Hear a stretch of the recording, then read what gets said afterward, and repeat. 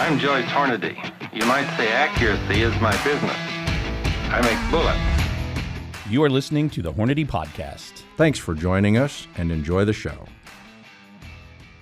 Hello, everybody. Thank you for tuning in to this episode of the Hornady Podcast. I'm your host, Seth, and I have for you some more engineering types today, Assistant Director of Engineering, Joe Thielen, and Master of Mechanical Engineering, Bullets, and Ballistician, Miles Neville. Guys, thanks for coming on the show. Morning. Morning, Seth. Thank you. So, one important note is I have some really good coffee this morning. Craziness at the Swerzik household. I didn't get out with my full coffee, and it was mission critical. So I got some good stuff that I actually paid money for, which is unusual. So I'm amped up. And another reason I'm excited is we just returned from the Hornady PRC, the Precision Rifle Challenge in Utah. And what a match that was. You know, this is like the 6th year that we've ran that thing. And in my involvement, I would say this year, smoothest match we've ever ran. We were done by 1 o'clock. 1 o'clock on day 2, which is awesome. Yeah. And that was a 19-stage match, right? Yep. Yeah. Shot 12 on Friday and 7 more on Saturday. That is moving people through safe. I don't know of any actual DQs. None that I heard of. No. Right. So, and I say we like we did anything. George Gardner, Brian Sykes, the Hornady team that came as event staff and ROs, plus the GA Precision team that came, and then the litany of folks that aren't related to either company but want to come out and help did a phenomenal job. And if you're listening out there and you are able to come run this match and you're a precision rifle competitor, this is the match. Joe, I know this is one of your personal favorites. It is my personal favorite. It's what I consider a field-style rifleman's match. In other words, show up with a bipod, a bag, and a gun and go to work. Mm-hmm. And I love those. Big country, long targets. Small targets, prone positional. I enjoy the wind is going to blow. There's I really terrain, like it. Yeah, terrain and there's wind. You're going to have wind at that match. And no circus stuff. It's, you're going to shoot off this tree branch. Okay. Well, your wind is going to vary from one stage to the next in just the angle. Like you'd mentioned, you're going to have wind and then you're going to shoot essentially 270 degrees of it. So from one stage to the next, you think you got the wind pegged. Well, you will shoot. I think Brian said it's about 300 degrees. It is. Wow. But what's cool, you're going to shoot a minimum of 180 degrees in one day. Oh, yeah. Guaranteed. Guaranteed. Yeah. That's going to happen. And that separates the herd. And then when you get out on that, I call it the south end of the ridge, so to speak, where the rocks and stuff are in the pond, you're literally going from stage to stage shooting 180 degrees. Yeah. It's phenomenal. Over the course of 3 or 4 stages there. You're 180 degrees. Completely different. Yeah, it was just phenomenal. And although I shot probably the worst I've ever shot in the last decade or so on one particular day, I had as much fun as I've ever had shooting. That gun I was shooting, dialed in just fiddle string tight, and it was the little 6 arc doing the work. That 110 grain A-tip, it was so consistent. Miles, that's what you were shooting in open? Yeah. I'm amazed at that little cartridge. Like I watch, because I got to watch Miles shoot both days, and there's no recoil there, but yet on the long targets, it doesn't seem like Miles was giving up anything to a dasher or a Creedmoor or whatever. Yeah. It was very interesting to watch, especially the trace, and then other good shooters shooting as well. It was fun to witness that. Yeah, if you look at it, it's with especially like the 109 ELDM or the 110 ATIP, you're basically replicating a 6.5 Creedmoor 140 trajectory. So everything you were going to get with a 6.5 140, you're just losing splash, but you're also gaining recoil, right? Yeah. And we had plenty of hit target indicators out there. So what you did lose in splash at the 1,000, 1,200, 1,300 yard targets, you're getting the indicator with, and that 110 ATIP doesn't care about the wind. Obviously everything cares about the wind, but it is remarkable what that little bullet can do. All you have to do is get it out of the muzzle, and it does the rest. Yeah, get your dope lined up and get a system together. Because and this is across the board. I've been shooting arc for, I don't know, 4 or 5 years now. And I have not had any problems with long bolt targets. No. I think there's a mile target at this match, and I missed it. But that doesn't matter what you're shooting. Yeah, I mean, it's a mile. That one's like shot to shot, a mil difference in wind. No matter what you're shooting. But everything else, all the other long targets, I think I hit. Yeah, you did this great. year. I know on that one IPSC all the way up the hill, you did great there. Yeah. Yeah. But your positional stuff is what was so interesting to watch. Like you'd shoot off of those rocks. Remember you're moving those 12 rocks? Yeah. Like no problem. Just set the gun down, pop, move Yep. over. Yep, it's just phenomenal. And as it always is, I'm usually a big proponent of it's the nut behind the bolt. Someone recently told me another one of those, which is it's not the dope on the gun, it's the dope behind the gun that wins the match. Well, congratulations to you guys. You know, Miles up there close to a top 20 finish. Joe, you won the division with a top 20 finish in tactical division, shooting a 308 Winchester. Man, I caught some breaks, Seth, but yeah, Yeah. that 308 that I have, it shoots really, really good. It does. So all of that talking about the match, but in your individual placing, reason I brought that up was it's consistency, the consistency of the bullet, the consistency of your reloads, everything about your systems is the ultimate inconsistency. And one of the topics that actually got brought up this weekend, which is why I wanted to come back and do a podcast on it today, is annealing. And as precision rifle shooters, that is a topic that a lot of people here just within the last few years, it went from, oh yeah, a few people anneal to everybody seems to be either annealing or aware of it, or, you know, if they have the means, they're going to get into a machine to start annealing. And their pursuit is after consistency. So I thought I'd bring a podcast together, get some of our technical guys on it about, first off, let's define what annealing is, and then I'd like to walk our listener through brass production, like cartridge case production, Okay. And kind of where annealing falls within that. Then we'll shift a little bit to, as a precision rifle competitor, okay, what are we using annealing for? How are we using it, and what advantage does it give us as the shooter? Kind of walk through that. Okay. So to start off, for those listeners not familiar with annealing, kind of on a broad level, what is annealing? Not necessarily to cartridge cases, But just in the world of metallurgy. Yeah. I mean, take it away, Miles. It's In layman's terms, it's usually a softening process. It's a time and temperature related heating of the material to make it softer. Okay. And I think usually what you end up doing is you make the grain structure bigger, right? normally, you're changing the grain structure of metal Right. Okay. with heat and time and heat is Yeah. essentially what All it right. is. So there's the crystalline structure of metals, but they're not. Basically, they're broken up into grains, they call it, and it's a bunch of little crystals that are all Jumbled up. yeah. Yep. combined together. And the size of those grains dictates the material properties, basically. And so that's where, like in steel, you'll see cold hammer forging is basically a process that makes the grain structure smaller. You end up with smaller grains. You put work into the material, and it makes the grain smaller. And those grain boundaries, I think, end up making more grain boundaries, more surface area of grain boundary, makes the material tougher, harder. Mhm. Okay. Generally speaking. Generally speaking, and I'm sure there's certain materials that every different type of metal and alloy is subject to be a little bit different. There's Okay. even within steels, there's Yeah. books worth of Yeah. minutia there. But So- time and temperature to alter your material properties. Okay. Yeah. That's a good definition of annealing. So, in regard to brass production, why is annealing necessary when we're producing brass? I'm guessing brass, a work hardenable material, it gets harder the more you move it. Yeah. Brass is interesting in that regard. So an annealing is absolutely critical to the production process and to the quality process.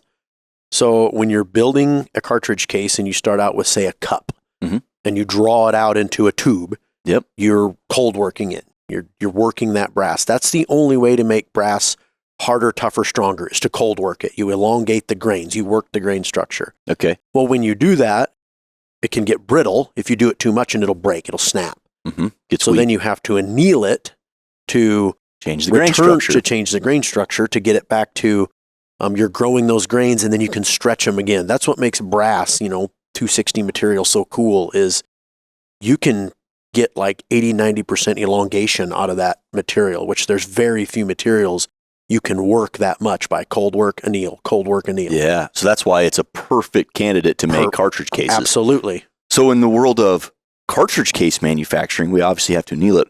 What goes into cartridge case manufacturing, and how many iterations of cold work anneal do we do on, say, something like a 6.5 Creedmoor case? And Joe, you started your engineering career in our case plant. I was building brass. So when you draw out material, then we call it interstage annealing. So you have to anneal the whole part in order to work it again. Okay. So when you change a cup to a 6.5 Creedmoor and you draw it 2 or 3 times, you have to anneal it in between. So 2 anneals. Wow. In between there. And that's not inclusive of your body anneal when you're necking it down later in the process. I think there's something like 18 steps total to make a piece of brass. So that's why. And half of those are probably annealing or close to. 25% of them are, because you got those interstage. But that's why, I mean, I'd love for our listeners to hear, that's why brass is expensive, is because it's a very labor intensive, machine intensive process to build it. So hence the reason why people like to anneal it and make their brass last a long time, because it is expensive. I like working in the bullet plant because the copper jackets that I can feed a copper cup into one side of the bullet press, draw it 4 or 5 times, manipulate it however I'm going to manipulate it, form a boat tail, form an ogive, and kick it out at the end of the press. That's like, I got it made easy, because over in the case plant, it's out of this machine into an annealing oven, into the next machine. A lot of handling. Right. Yes. There's a ton of handling and a ton of processing and that goes on with that I get to skip out on. Yeah. Well, it doesn't sound like there's any shortcuts either. It's not like you could get away with some of those interstage annealings or not do one or the other. You have to do them. Yeah.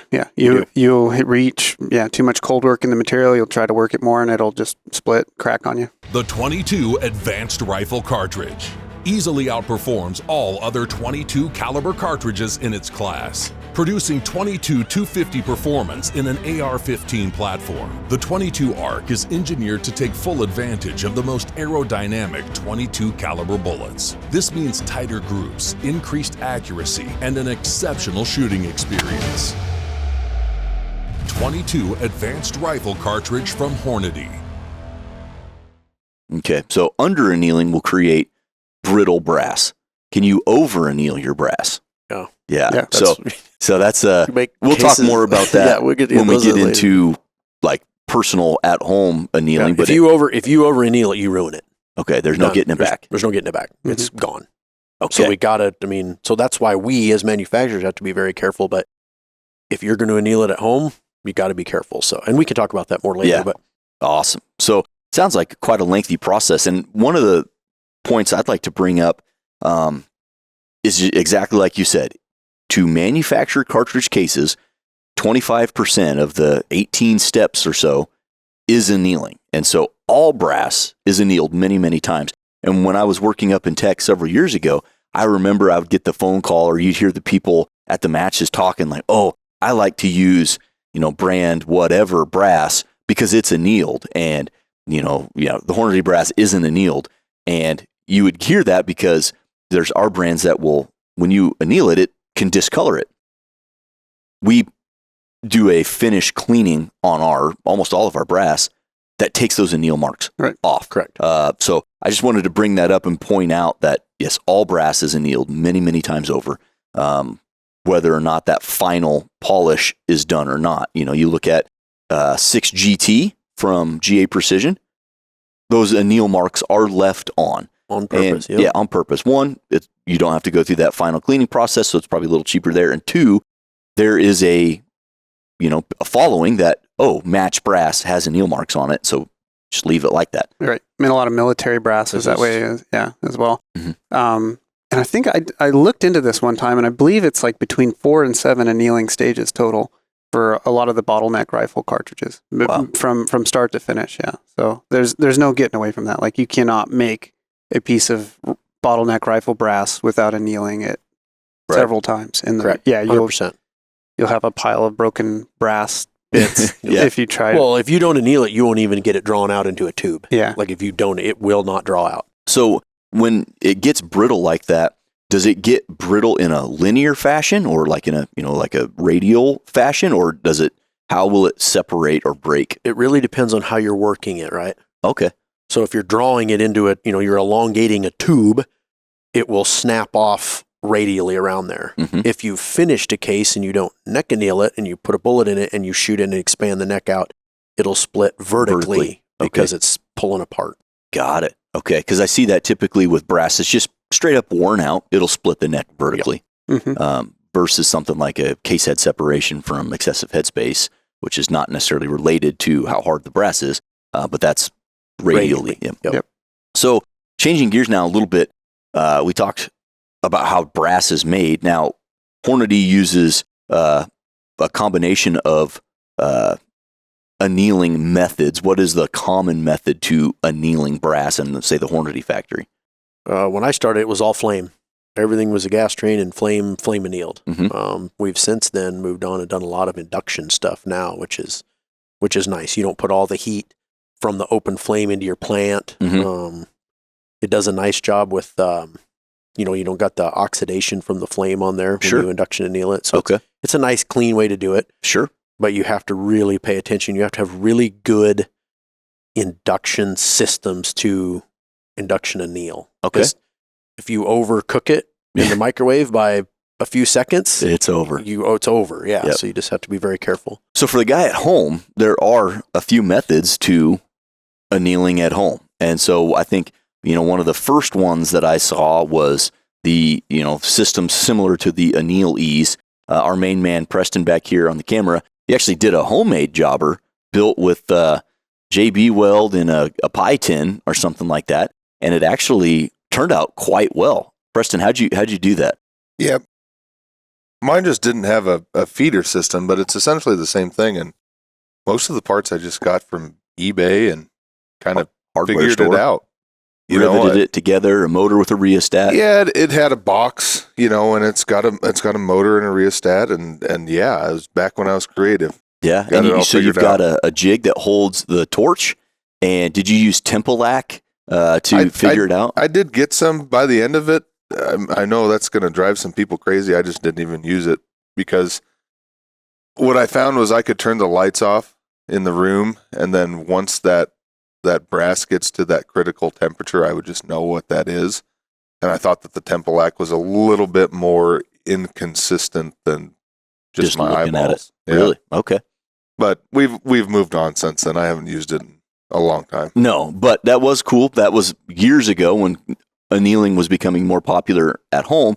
Then you have the Anneal Ease, which is very similar to what I just described with Preston, where you have basically a butane torch and a feed system, and it spins inside the flame and then kicks out. And Tempolac is just basically a lacquer paint that melts at a certain temperature. So you can see, when it hits that temperature. But some other options out there are the induction annealer. Annealing Made Perfect is probably the most popular one, but there are several others out there. Do you guys see an advantage one over the other for the at-home user? Just the risk of an exposed flame, mostly. The amp unit is really easy just to watch a movie and sit there and go from one bucket to the next and push the button and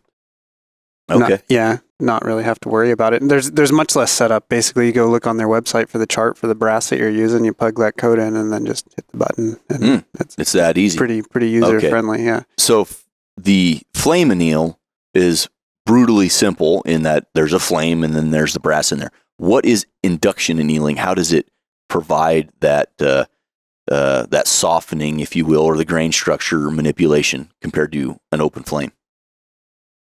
The induction process that you put a piece of metal in an electrical field, if you will, and that makes it heat up. And then once it gets to a temperature, much like putting flame to it, you're just putting electricity to the part to heat it. Yeah. And I frankly don't necessarily completely understand how an induction coil works, but you run electricity through a metal coil, and you stick a piece of metal in it and it gets hot. Because it's conductive. Yeah, it's like a electrical resistance thing or whatever. But how long does that take for an induction annealer? And again, I'm going to use a 6.5 Creedmoor as kind of the example here. 4 seconds, 5 seconds maybe. So you put it in, 4 seconds later, toss it out. And it depends on how much power you have in your... I mean, you can... You could have giant induction systems where you could melt a 6.5 Creedmoor in 4 Yeah, seconds. well, at the we're not- home. Yeah, we're talking Yeah, lower power. and that's basically what the amp unit does with their reference charts. Is it has a power and time setting that is calibrated for specific neck wall thicknesses. Okay. And so and I'm sure diameter plays a part to it too. But yeah, you put your case in, you plug in the right code, you hit go, and it does it for however long it thinks it needs to. And I think it even pulses. It does like a little bit of a on off, and then pull it out, and it's like okay, Few and seconds. you're done. All the R&D work, I guess, has basically been done on the front end, and then you just get to take advantage. You get the benefit. Yeah. Same thing we do. Once we develop programs for our needlers with certain item number, part number, a case, plug that in the system. Done and done. Yep. Preston, how long does it take you to do one in flame? Yeah, I probably run, and it depends on how big the flame is, of course. Yeah. But I typically like to run my flame on my propane torch about 1 inch. Okay. And that'll take about 5 seconds. Yeah. Okay, so really not a huge time advantage. Yeah, and I mean, Miles, I think you got to mention the Aztec mode on the amp machine too. I've never used it. Well, it's pretty simple. So that you mentioned their chart. What you essentially do is if you're running a consistent lot of brass with the amp machine, they call it Aztec because you actually sacrifice a piece of brass and it learns when it gets to its critical annealing temperature, and then there's your code for that lot of brass. Oh, whammy. Yeah, That's cool. pretty handy. Yeah. That is neat. Yeah. So, Prior to that, I think I always just did a socket and a drill and Yeah. held it to it. And I don't know if this is real life or not, but you can see like the surface finish sheen of the brass actually change a color right before it starts to glow. and that's when you know you hit your That's spot. what you're looking for. So the Yeah. old school guys, I'm going to go back north of a decade when I first started in this business. And Joe, when you would have been in there, Hornady actually had a product because a lot of the guys that were doing it were doing it in small batches. They weren't 200. Like the PRS guy. A lot of PRS dudes have 300 to 500 sticks of brass of the same lot for their race gun. And they, these guys long time ago, not quite shooting the volume. And so, like you said, it was essentially a socket. You chuck it up into a drill. You paint a couple cases with Tempolac so you could time it and see when the Tempolac melted and spin it in the torch. And that was a simple but effective way to do it. Now with, the Annealings, the amp, and a few other models that are out there, it's getting easier and easier to do and more consistent, which is important because, again, that's what we're after. Well, and I guess it's maybe important to point out too that like annealing, you can take all the way from whatever work hardened state that you're at all the way back down to zero. And zero is dead soft as that material is going to get. And what you're aiming for is somewhere in here, Yeah. In the middle. somewhere in the middle. And that's important to keep in mind because like that's the whole time at temperature. And that's kind of the trick is that when you fire and resize the case, you're putting cold work into the brass. And then your annealing cycle is then aiming to, you started here, you cold worked it, your annealing cycle is trying to get it back pretty close to where you started. Yep. So that's a good point, Miles. Somewhat tangential, but certainly related. You mentioned, the work hardening. So in cartridge case manufacturing, we're drawing it out and drawing it into a tube, and then we're forming shoulders and plug and taper. That's work hardening it. Well, as the precision shooter, simply firing the cartridge work hardens it. Sizing work hardens it. And I'm guessing it to a much smaller degree, pushing a bullet in there probably does something too, but it'd be pretty minuscule. Yeah. Depending how much neck tension you're holding, but So in large case manufacturing and large volume, it's okay. Yeah, you're making a cup into a tube. Well, it's already finished product when you fire it in the rifle, but that brass does swell to fill the chamber, and then it springs. It will let go of the chamber, but that is work. Yeah. And that will make it harder. Likewise, when you size a case, I've seen, you size the case, that's going to squeeze it down. Well, when you pop it out of the case, it's going to spring back a little bit. And that spring back also related to how hard or soft that brass is. Right. Yep. So you can get, would be an example for guys that used to neck size. If you neck size 3, 4, 5 times, eventually you get to the point where it won't chamber anymore because it's gotten harder and it doesn't spring back the same.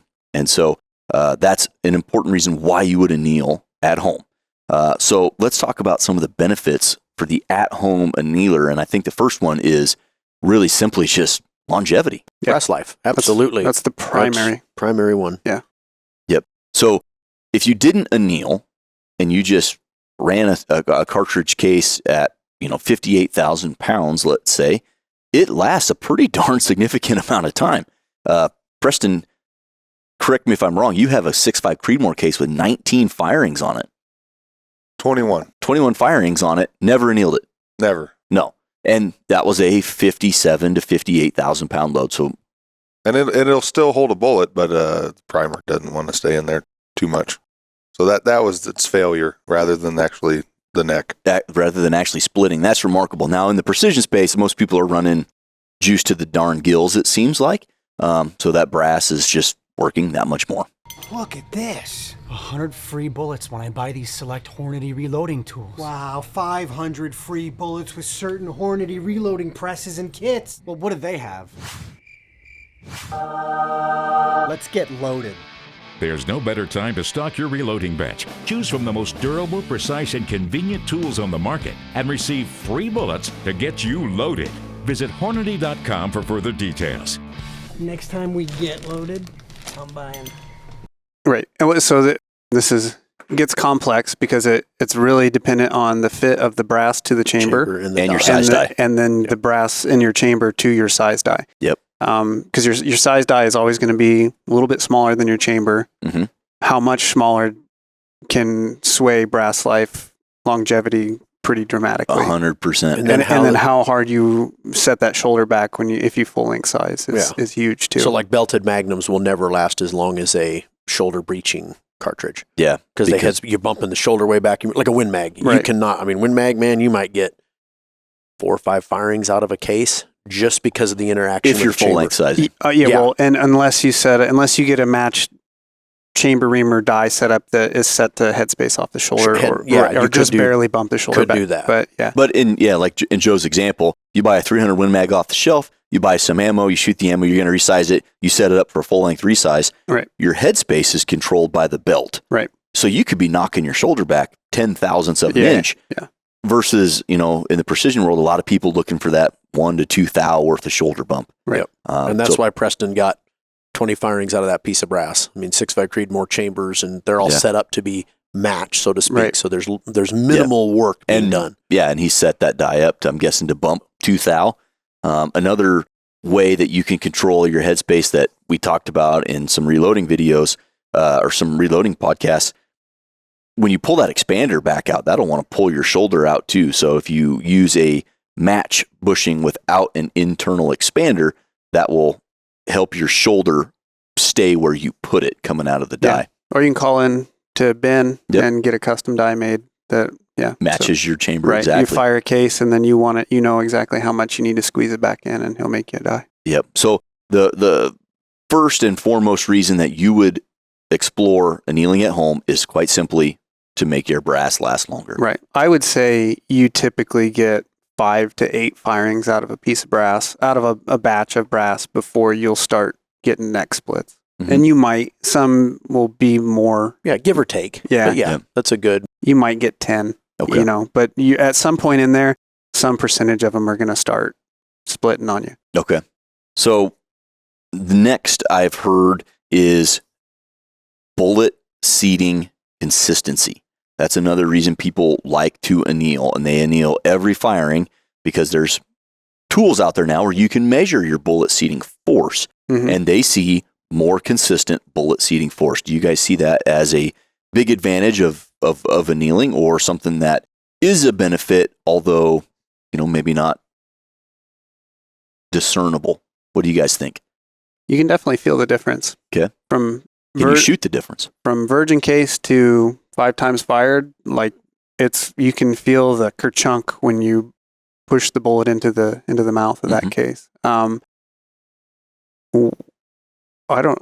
guess what I have seen is from virgin case to once fired, you see a velocity gain, usually 10, 15 foot per second.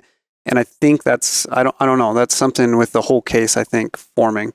And then from there to 3 or 4 firings, I've not really noticed a difference, but I personally would feel silly mixing first fired and fourth or fifth fired brass together. Even if you annealed it?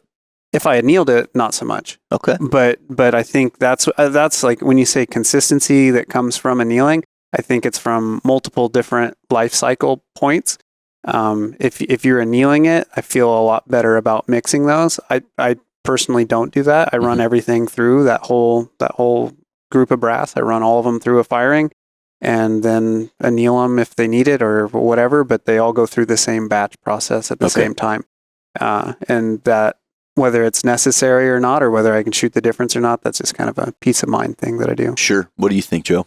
So the best experiences I have is back in the day, I used to shoot long range bench rest, right? So you're neck turning your brass, you're doing all this stuff, this work to this brass, and you want it to last as long as possible because you got a lot of hours in it. Yep. So I annealed long story short, virgin fired brass, and then once fired brass, you gain a little bit of velocity, like Miles said. I found because I annealed after every firing, I annealed every 2, annealed every 3, and kind of did some testing. I found that up to 3 firings, virgin 1, 2, 3, fire it. Then after your 3rd or 4th firing, I would anneal the whole batch. I thought I did not gain anything by annealing after every firing. You simply just kept your brass pretty soft. Okay. My favorite brass is like after the first firing, so 2nd firing and 3rd firing from a precision standpoint.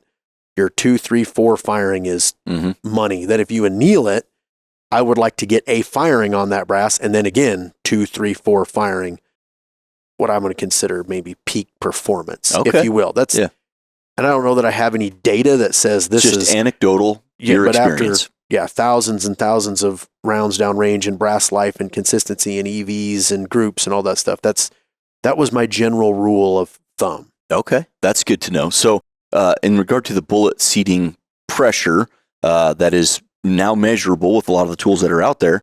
I'm guessing that has to do with a more consistent neck tension. Is that fair to say? Yep. Yeah. And how wrapped around the axle do you guys get in regard to precision shooting with neck tension? As long as they're fairly consistent for me, I don't care. But it's when you get the really, like Miles was saying, if you take let's just pick on 8 firings or 9 firings on a piece of brass, it's pretty hard, right? And you size it down in a full length size die, and then you go to put a bullet in there, and it's pretty hard. And then you grab one that's your 2nd or 3rd firing. I don't like mixing those. Yeah, you can feel the difference. Yeah. Whether or not it makes that big of a difference, man, I don't know. I can kind of go either way with that. I don't know, but I haven't specifically tested that. I have tested a batch of cases from, I think it was 20 cases that I shot like 1, 2, 3, 4, 5 firings.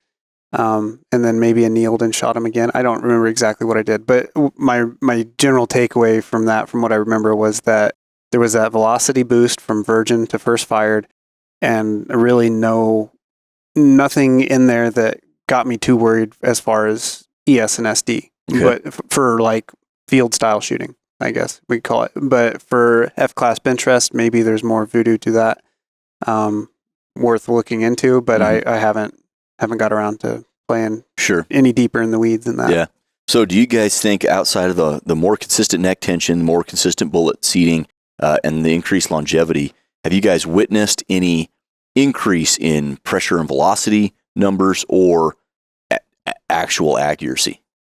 Pressure and velocity, no. No. Accuracy, no. I mean, other than things will get a little weird as you get your necks really hard. Really hard, yes. Okay. Things will get inconsistent the further you go without annealing. Like annealing is a good thing to do. Like I'm on board with like every 3rd or 4th firing. Okay. Do you think there's a benefit to every firing? I don't think so. Yeah. I would have done it. It'd be way deep in the weeds if it's there. I would have done it. If you saw an advantage. Sure. If I unequivocally could relate it to that, I would have done it. Yeah. But I didn't. The juice wasn't worth the squeeze there. Got it. That's interesting, guys. I don't think you're hurting anything to do that. No. I've done it before. I've run, a barrel's worth of cases. You're not hurting it.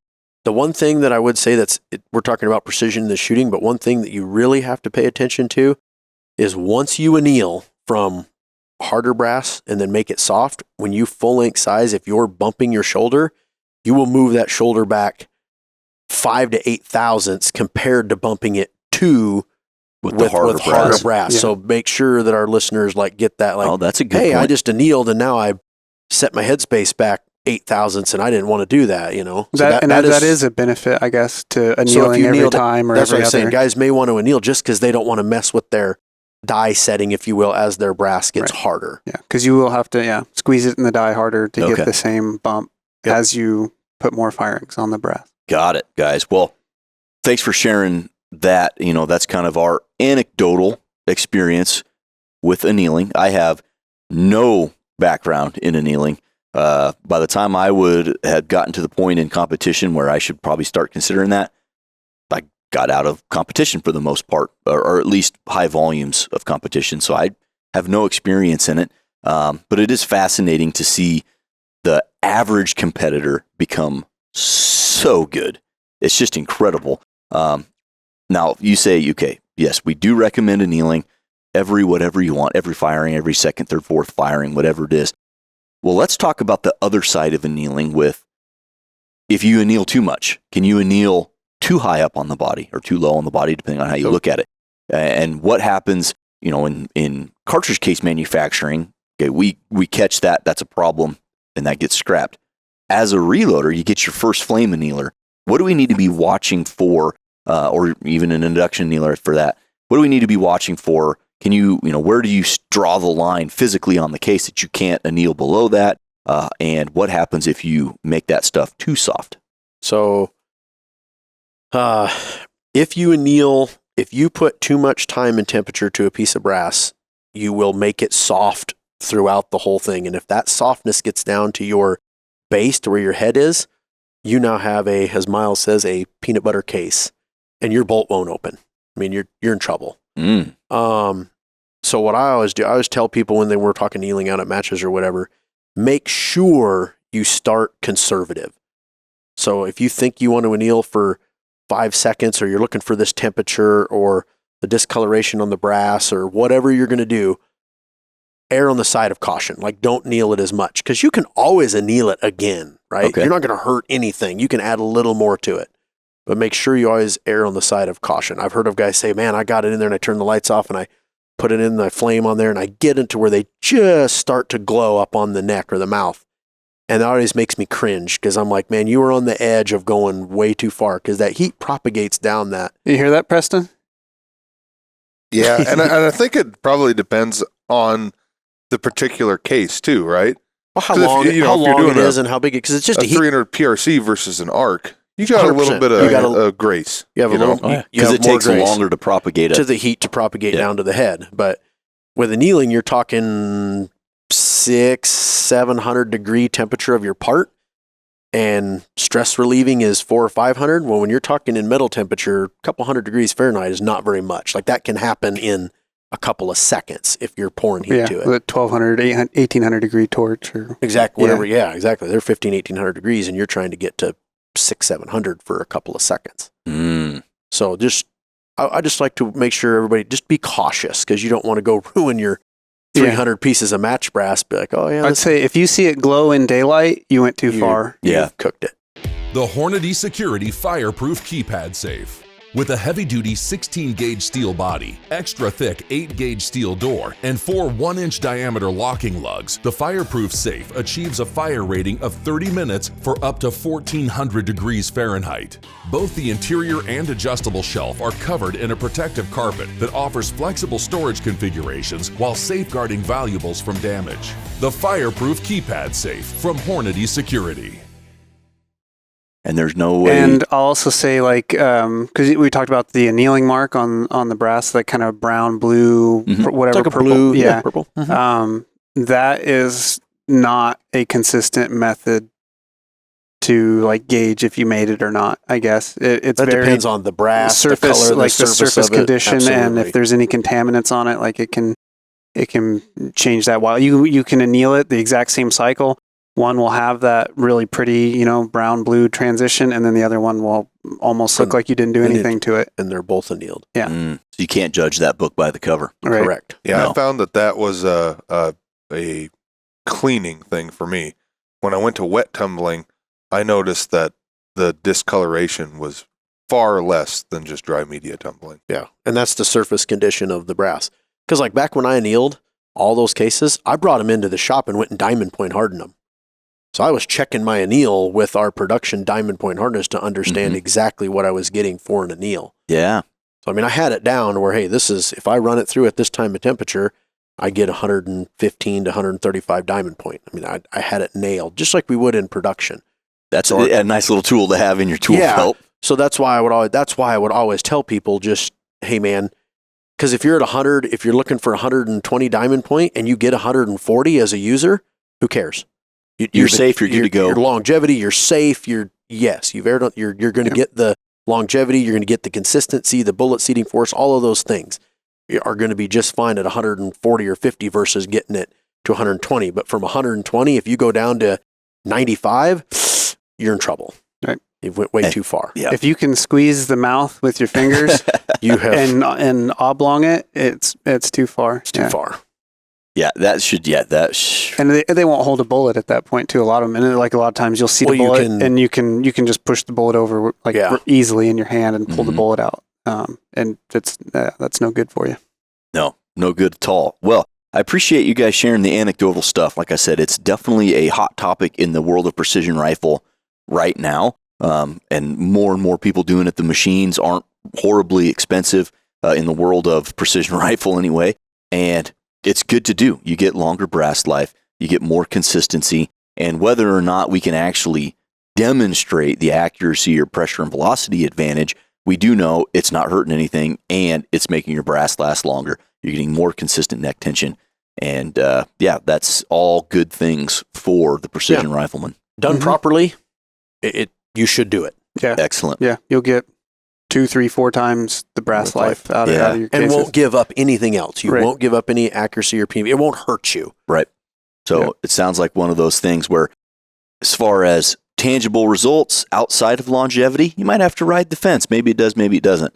But certainly the longevity is an important factor, simply because that brass is expensive. I mean, they're especially if you're shooting the big stuff. You know, if you're a 300 PRC, or you're into ELR stuff and you're shooting some of those big cartridges, or F-class brass. I mean, that stuff's expensive. F-class. Well, I mean, you're talking $1 to $3 a case, and you change it from lasting 7 firings to 20 firings. Your price per shot goes way down, and with the cost of powder and primers nowadays, you're trying to save pennies any way you can, because that powder. I remember paying $100 for an 8-pound of Varget, and that was the last 8-pounder I bought of Varget before I switched over to 4350 for a Creedmoor. And whoa, those times have changed. Yeah, it's really weird. I still have that, or my dad has that 8-pounder, $99.99. We got the sticker still on it. That's just it's crazy how expensive the sport is. But things like this, like annealing, can help make it a little bit more achievable, a little bit more enjoyable, because you're not, shucking out a bunch of money every time. So appreciate that, guys. Anything else on case annealing or brass manufacturing? Just one point of clarification, and I think that's pretty well covered out there in literature and whatever, but like different materials respond differently, because I know like some people will heat their cases up and then dump them into water. Oh, quenching. And quenching with copper brass alloys is not doing anything like what it does with steel alloys. So the steel alloy, you're shocking it into a martensitic state, and it's brittle and like glass. Basically, it's completely crystalline. Copper doesn't do that; it doesn't care. Basically, yeah. So it's just a point of clarification. I know, just a frequently asked question kind of thing. Yeah, well, that's definitely a good point, because I knew nothing about that, especially whatever M word you said about steel. Joe, anything else on? No, I think we covered it. And then obviously, man, if you guys see us out there and we're shooting or whatever, I'm always more than happy to help people out, especially with annealing, because it is kind of a gray area. Yeah. So more than happy to help out however we can. That's a great point. If you see us out there in the wild, we love the interaction. At the Hornady PRC, get there. I had some media folks with me. We were at the zeroing board, and I was just kind of standing around. And a longtime listener of the podcast, he's emailed in. There's been podcasts that he's recommended. The one cartridge, one bullet was his recommendation. Mason McNeil stopped and got to chat with him. So that and many, many others out there. So if you see us in the wild, one, we appreciate the interaction. We love talking about precision rifle stuff because this is what we do. And if Jason or Steve Hornady are there, let them know how much you enjoy the podcast because that just helps solidify this as part of the job. We've said it out there many, many times on various episodes that we all have full-time jobs, so much so that we can't get our weekly workload done in the week we're allotted, right? So we are all super busy, just like everybody else. And the podcast is something we squeeze in. And the more and more that the upper echelons of management hear how much of an impact it's having on the listeners, the more the chances are that we're going to be able to run this podcast longer and longer and longer and devote more resources to it. So again, appreciate that, guys, and thanks for coming on the show. Yeah, I always enjoy it. So on that note, I think maybe the best thing I've ever heard of happening related to that is some guy, we were down in Vegas doing an event or whatever, and some guy at a restaurant came up to Jaden Quinlan out of the blue and said, "Are you Jaden Quinlan from the Hornady podcast?" Quinlan's Corner, baby. Oh, yeah. Did he sign an autograph, take a photo? I'm not sure what all they got done, but yeah, that's great. Yeah, pretty hilarious moment. It's rewarding, right? Yeah. It's rewarding. I mean, people care and they listen and they tell me. I don't think I've been to a match since we started doing this where somebody hasn't come up to me and told me, "Hey, appreciate what you're doing," and that's good to hear. Glad that I'm glad that we're getting information out there that's useful to people in the sport. That's exactly what I was going to say, because we aren't getting paid extra to do these, but we want to help. We're shooters like everybody else. We want to help them if we can. Absolutely, guys. Awesome. Thanks again. Yep. Thanks, Seth. Guys, thank you for tuning in to this episode about annealing and how it relates to us as precision riflemen. We hope you enjoyed it. We'll catch you on the next one.